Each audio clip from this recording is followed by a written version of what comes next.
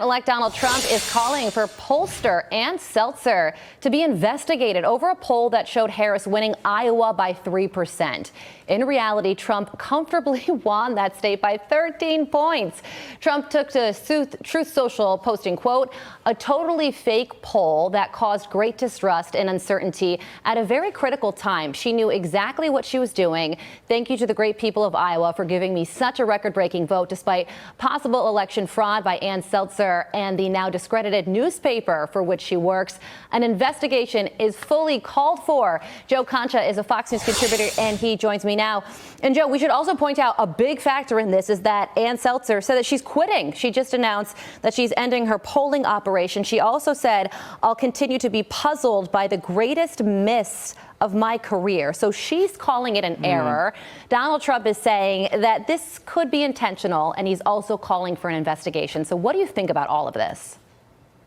Wow, so much to unpack here. Good to see you again, Carly.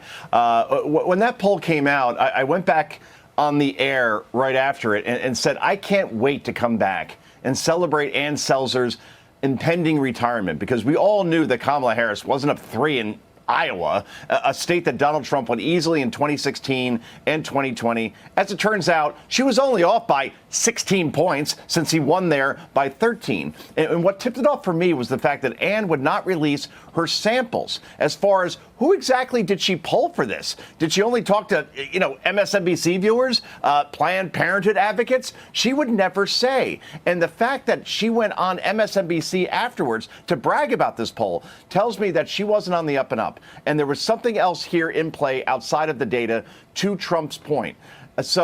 Yeah, I mean, it made no sense. It was the outlier to end all outliers. We kept hearing how she was the gold standard. And then suddenly she has this poll out of nowhere that no pollsters. And how many pollsters did we talk about on this show leading up to the election? Dozens. So have fun in your retirement, I guess, Ann, because maybe you and, I don't know, Chris Wallace can go have a podcast together. That would make sense. Okay. Well, let's talk about the Harris campaign finances, shall we? It's a hot topic right now. And FEC filings initially showed that the Oprah town hall cost $1 million, which is a lot of money. Well, now 2 sources told the New York Times that it actually cost $2.5 million. And over the weekend, the Harris campaign apparently stopped paying some senior staffers, even though they were told that they would be paid through the end of the year. So what do you think about all this? What's your big takeaway when it comes to this money? And how do you think it could impact the DNC come 2026? Wow, great questions, Carly. I mean, well, let's look at this from a macro level. Could you imagine Kamala Harris and her team, and many of her campaign people probably would have worked in her administration, how they would govern this country if they can't even budget an interview with Oprah?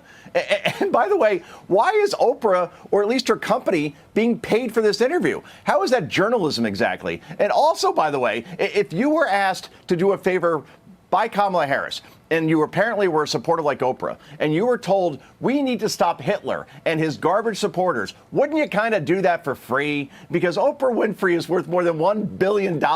So you'd assume she would say, you know what, this one's on me. And the fact that millions of dollars was paid not just to Oprah, but to Beyonce, Eminem, Lizzo, go down the list. There are many to choose from, just to show up, to make her rallies look bigger. That's going to be an entire chapter in my next book, because it shows just how phony and manufactured, Carly, this campaign was all along. Yeah, and the Chicago Tribune said Oprah's hometown paper said that Oprah should have turned this into a campaign donation. Okay, so let's also talk about this, because the big news of the moment are all of Donald Trump's nominees, and Democrats are unleashing some serious criticism over them. Here is Senator Mark Wayne Mullen on all of this. Watch this. I do got a question for you. The Democrats are spending so much time talking about the scrutiny of President Trump's picks, and yet we didn't spend. Did we spend this amount of time scrutinizing Biden's pick? Hold on, Senator. Let's stay. But I don't see the same people giving the scrutiny here.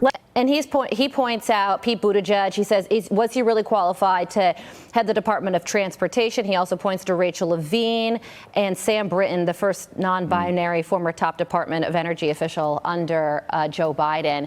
You also have John Fetterman saying, everybody calm down. Let's stop freaking out. Democrats need to relax because Donald Trump hasn't even entered office yet. So what the reaction from Democrats is wide ranging. What are your thoughts on that? It's over the top. They're overplaying their hand as usual. I'll leave it here, Carly, because I know we got to go.